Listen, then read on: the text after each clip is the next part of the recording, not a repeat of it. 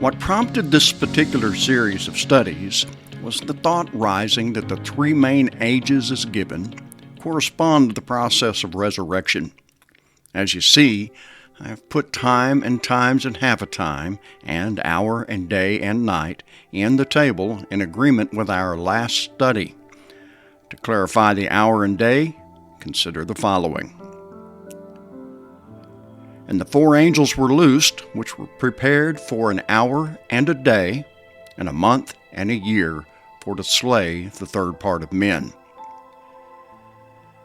More than once, I've referred to this passage where hour and a day speak of time, and month and a year denote season.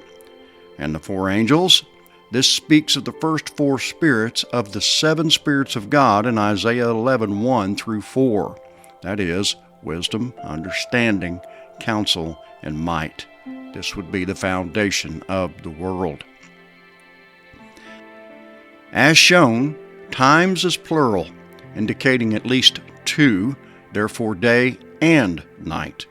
Remember, Jesus said there are 12 hours in the day, so this being true, there are also 12 hours in the night.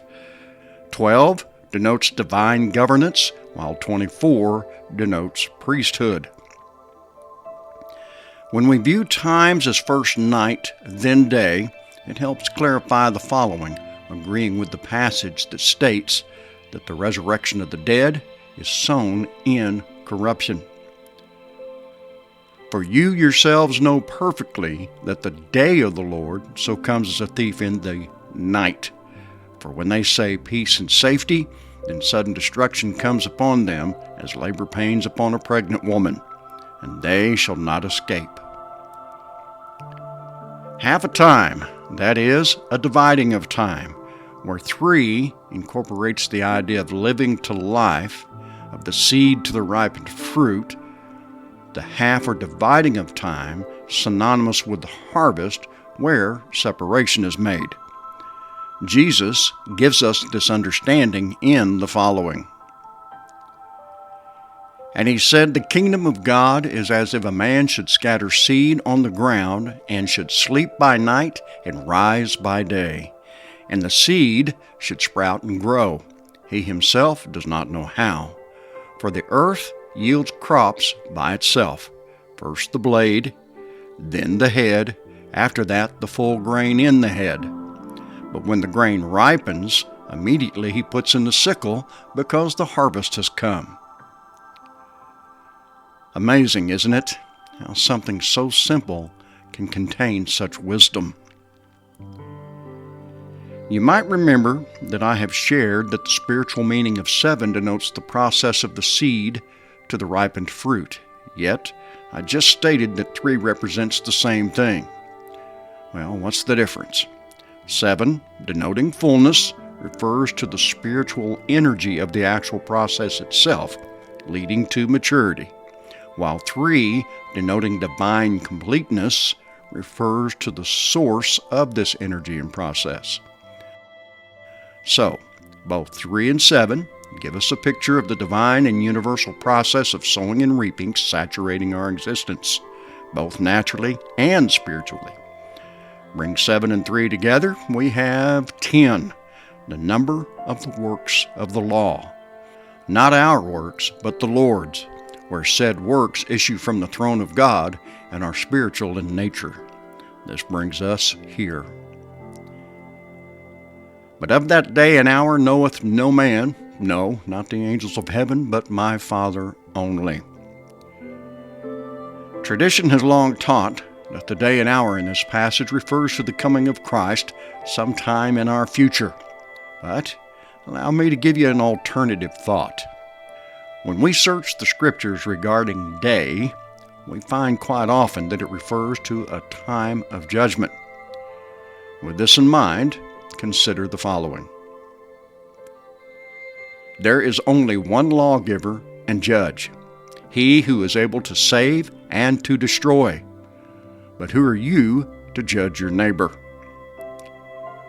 No man knows the day or hour, and just as day exposes the hidden things in the darkness or night, so too his day or judgment for each of us is different, for God alone knows the hearts of His creation. So, Jesus said, "Judge not, and you will not be judged. Condemn not, and you will not be condemned. Forgive, and you will be forgiven. Give, and it will be given to you. Good measure, pressed down, shaken together, running over, will be put into your lap. For with the measure you use, it will be measured back to you." So, am I saying that the day and hour refers to our own personal judgment while here on earth? Yes, that's exactly what I'm saying. The day of judgment is not coming. It's a present reality, an integral part of the divine principle of sowing and reaping. How do we know? Because creation itself testifies of this truth. Is it not true that the natural sun never stops shining, even when it's night? Isn't night due to the turning of the earth? So it is that the light of God's truth is always present, always judging, by means of the divine and universal principle of sowing and reaping. God alone is the lawgiver and judge, the only one who judges fairly and impartially, for He alone has no bias or prejudice in His being. This brings us to the following. But of that day and hour no one knows, not even the angels of heaven, but my Father only. But as the days of Noah were, so also will the coming of the Son of Man be. I think that all would agree that the days of Noah and the flood concerned judgment. Now, here's the amazing thing. Our half a time agrees, where time is the hour, times is His day, coming as a thief in our night, and half a time is His divine process dividing or separating the good fruit from the bad. It's for good reason that, regarding judgment, Jesus refers to the days of Noah, for we find this phenomenon in the first age of Adam to Moses. In essence, it is the only major stop in the midst of our three ages. Since it appears in the middle of the first age and refers to judgment, might it not reflect our half a time? Now, let me share some things that are quite amazing in their own right. First, if we consider the generations of Adam given in Genesis chapter 5, we will find that Noah is the 10th generation from Adam, coinciding with our 3 and 7 from earlier and agreeing with its spiritual meaning. Furthermore, Noah's name means rest, coinciding with Hebrews 3:5 through 4:11 and our day of trial in the wilderness. How long was this day of trial for Israel? 40 years. And the spiritual meaning of 40? Trial and probation. How long was the flood? 40 days and 40 nights. Do we have confirmation here? By the way, the number of years between Adam and Noah's father, Lamech, is 7,625 years. Well, so much for the idea that we've only been here around 6,000 years. This understanding shows that Peter did not mean that a day is 1,000 years, but rather that a day is truly about his light exposing our darkness and therefore bringing us to bearing an abundance of good fruit. Finally, it must be noted that Noah's father lived to be 777 years old. That's 3 sevens, right? Which again is a 3 and a 7. Added together, we have 21. Here's a portion of its spiritual meaning from Stephen Jones.